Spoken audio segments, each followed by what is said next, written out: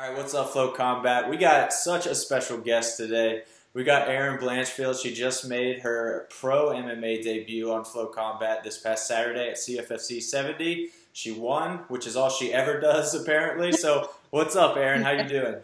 What's up? I'm doing good. How are you? I'm just fantastic. It's awesome to talk to you. Awesome to catch up after your pro debut. Still just 18 years old, which is Yeah. crazy. And you've got an amateur fight under your belt. You've got an EBI championship under your belt. Now a pro win under your belt. Could you envision a better start to your combat sports career?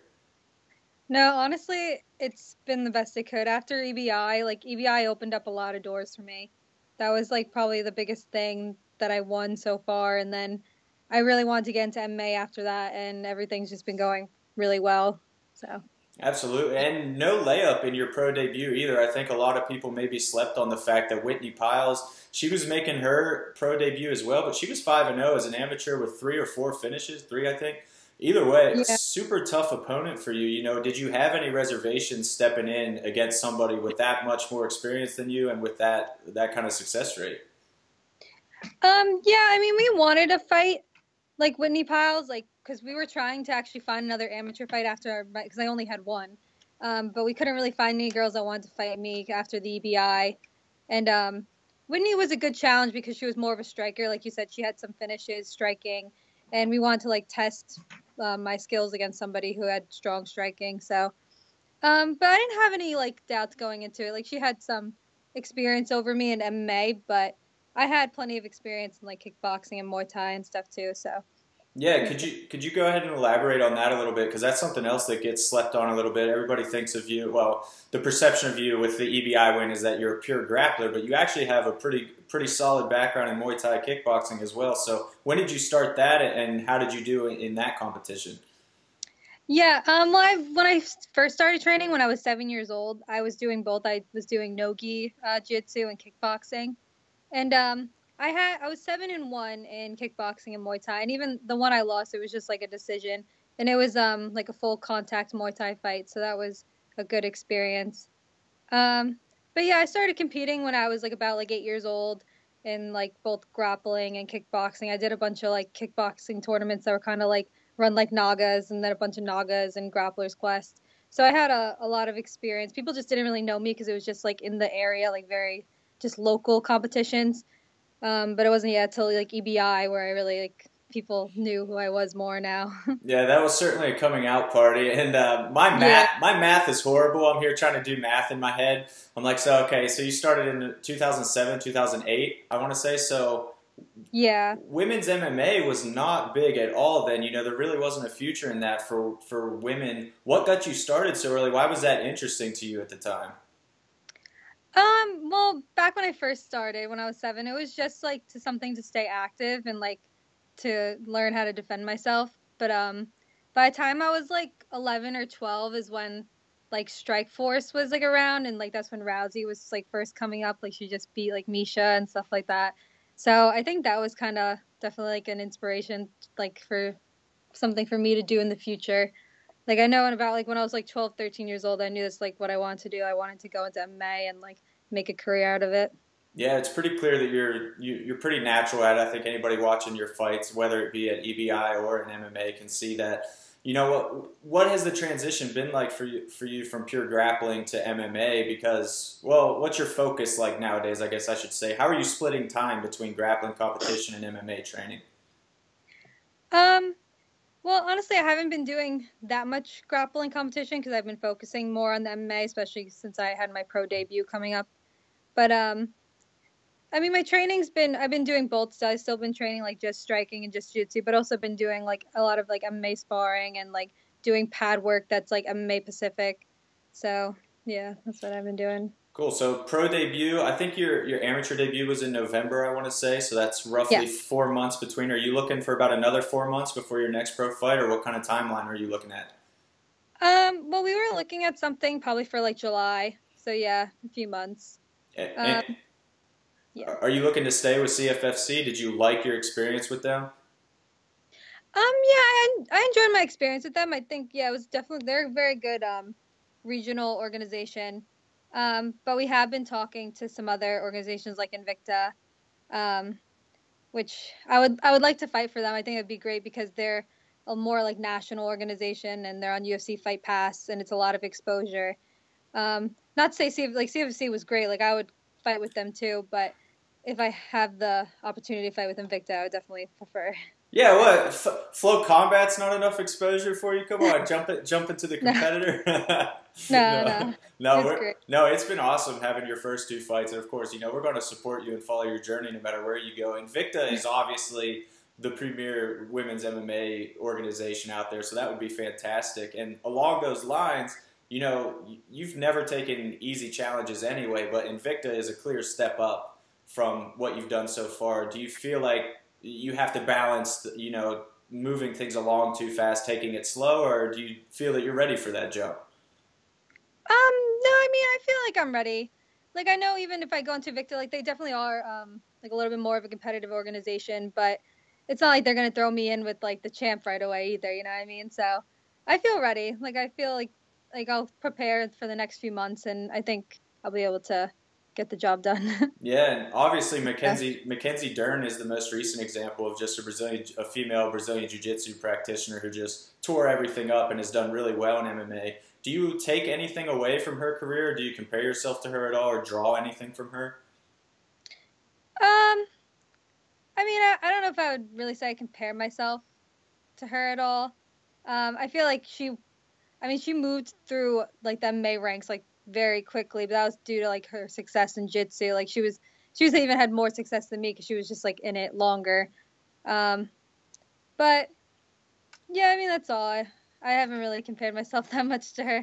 I feel like honestly I'm probably a little bit more well-rounded than her because she wasn't doing striking nearly as long as like I have. But yeah, absolutely. And the craziest thing I think about you is that you're still just 18, like we said earlier. You see major progression in MMA athletes between like 18 and 23. We see it all the time in the UFC, just guys and girls rapidly adding to their skill set. What is your focus moving forward in your first 2 MMA fights? What do you feel you could have done better?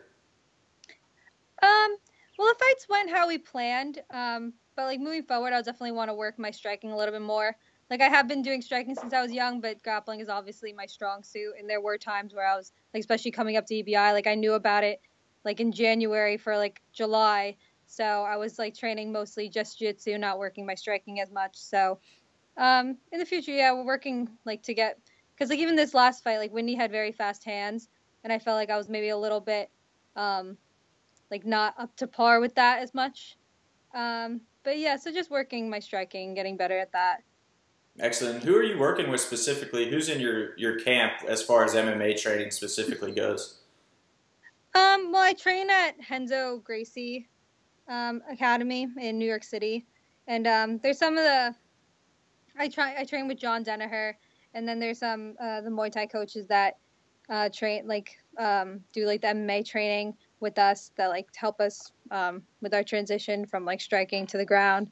And I work with MK Muay Thai in New Jersey with Augie Mateus. He runs a Muay Thai school, but he's also a jiu-jitsu black belt, so he's been helping me like with pad work, like how to transfer from like striking to the ground and stuff like that.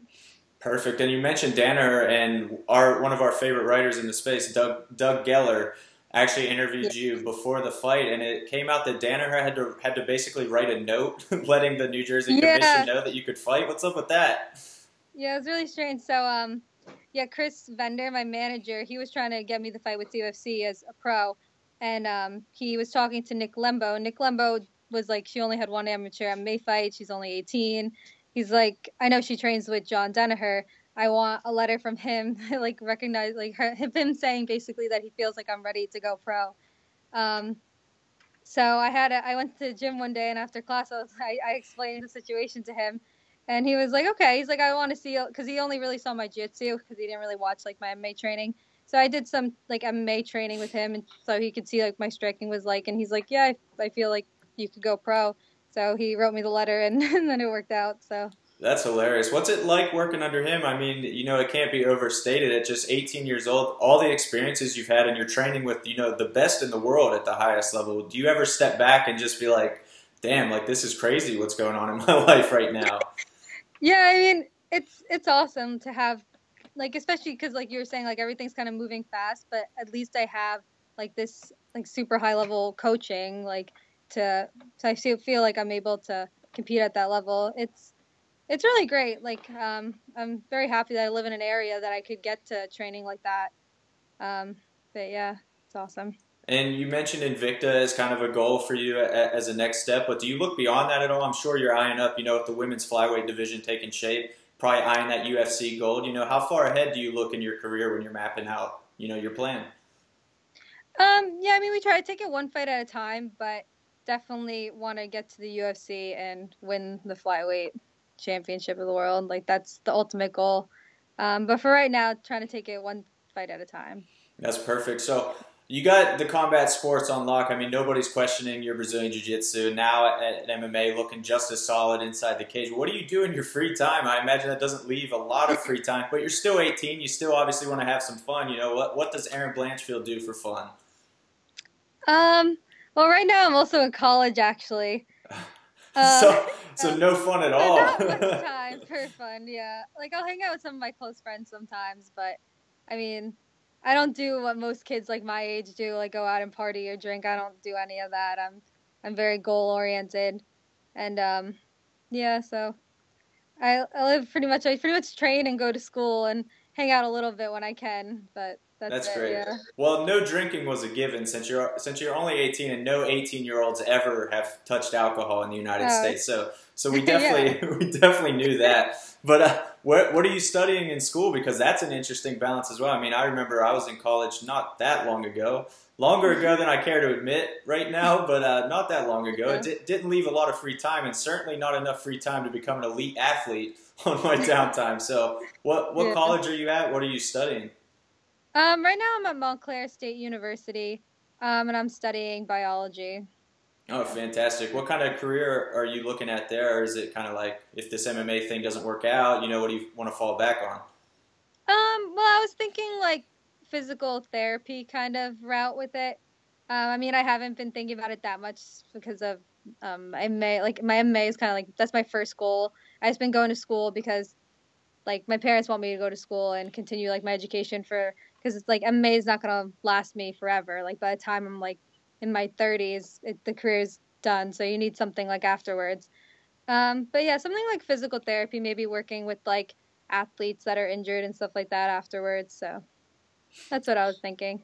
Yeah, that's awesome. So just to wrap it up, let people know where they can find you on Twitter, on Instagram, shout out all that. I know the younger generation is a lot better at the social media shout outs than some of the older fighters. So just let people know. Yeah, I'm on Instagram on Erin_Blanchfield. And I just made a Twitter, actually. It's Erin Blanchfield 1. And I'm on Facebook at Erin Blanchfield. So that's where you can see all my stuff. Perfect. Well, it's been a pleasure talking to you and a pleasure watching your first couple fights on FloCombat. Obviously, we hope the next one is with us, too. But if it's Invicta, I'm not going to hold it against you. I promise. I understand. Awesome. Cool. Well, go enjoy your day. And, again, appreciate the time and best of luck to you moving forward. Awesome. Thank you.